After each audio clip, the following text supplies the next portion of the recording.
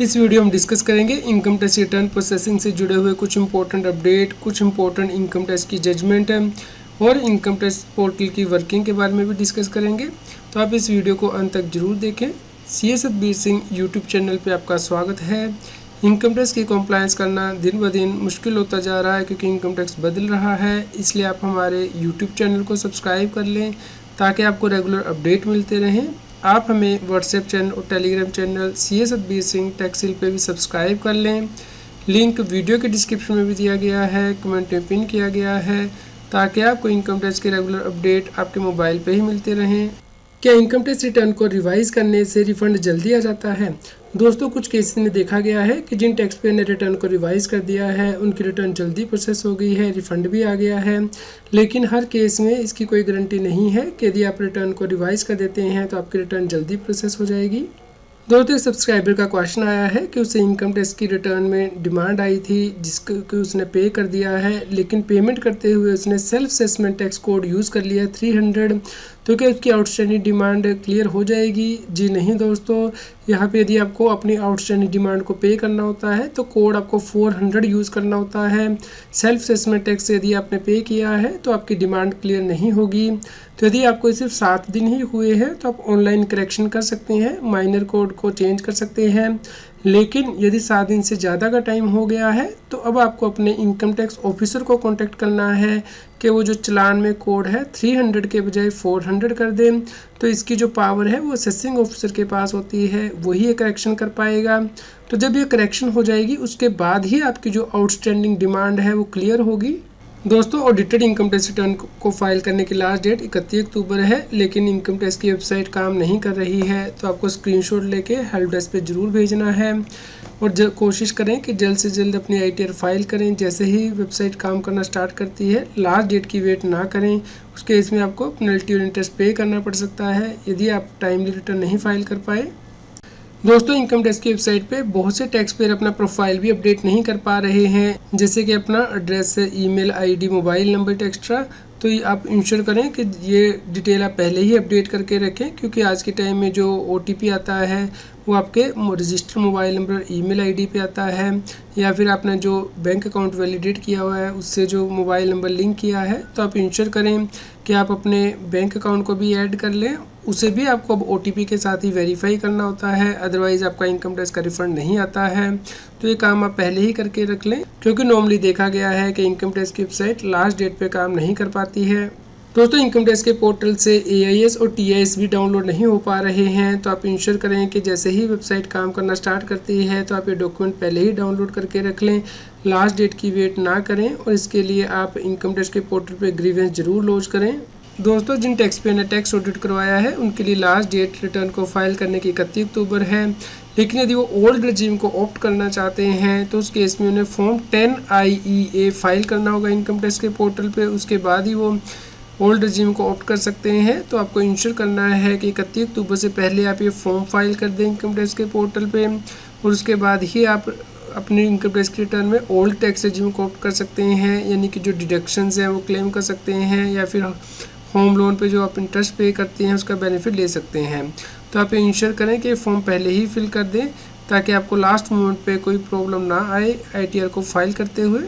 दोस्तों, कई tax payer income tax की रिटर्न इसलिए नहीं फाइल कर पा रहे कि उनके एम्प्लॉयर ने TDS गवर्नमेंट को जमा नहीं किया है, जैसे कि बाइजू के केस में TDS तो एम्प्लॉय का काट लिया गया है लेकिन गवर्नमेंट को जमा नहीं किया गया है।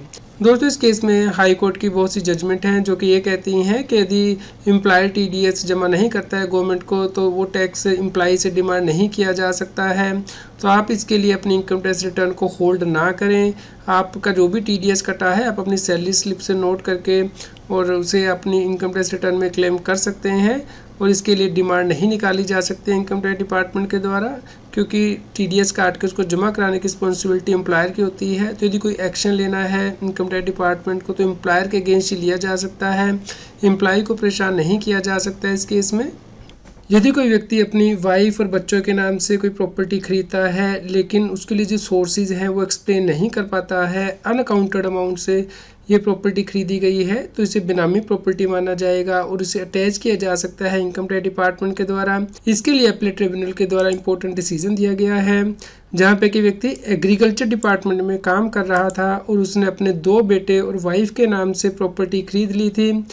यहाँ पे ऑफिसर के द्वारा प्रॉपर्टी को अटैच कर दिया गया था, ये कहते हुए कि अनअकाउंटेड मनी से खरीदी गई है, बेनामी ट्रांजैक्शन से खरीदी गई है, जिसके बाद के केस आगे अपील ट्रिब्यूनल में गया और अपील ट्रिब्यूनल ने भी ये देखा कि यहाँ पे टैक्स पेयर के पास सफिशिएंट मीन नहीं थे प्रॉपर्टी को एक्वायर करने के लिए, क्योंकि जो टैक्स पेयर के दोनों बेटे थे वो माइनर थे जब प्रॉपर्टी एक्वायर की गई, तो उनके पास कोई सोर्स ही नहीं था उनको खरीदने के लिए।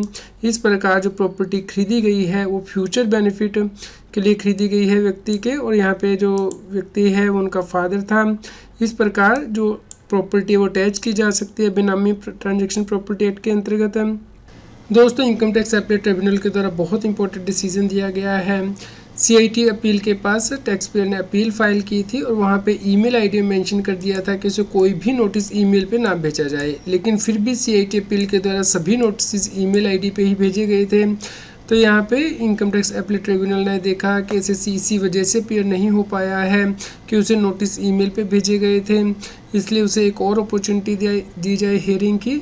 तो आप भी इस प्रकार के डिसीजन से हेल्प ले सकते हैं। यदि आपको भी नोटिस ईमेल पे मिलते हैं जबकि आप पहले ही मना कर चुके हैं कि ईमेल पे नोटिस ना भेजे जाएं, तो उस केस में इस प्रकार की जजमेंट से हेल्प ले सकते हैं। दोस्तों, यदि आप कमीशन या फिर ब्रोकरेज पे करते हैं तो आपको ध्यान रखना है कि TDS के रेट अब रिड्यूस हो चुके हैं 1 अक्टूबर 2024 से।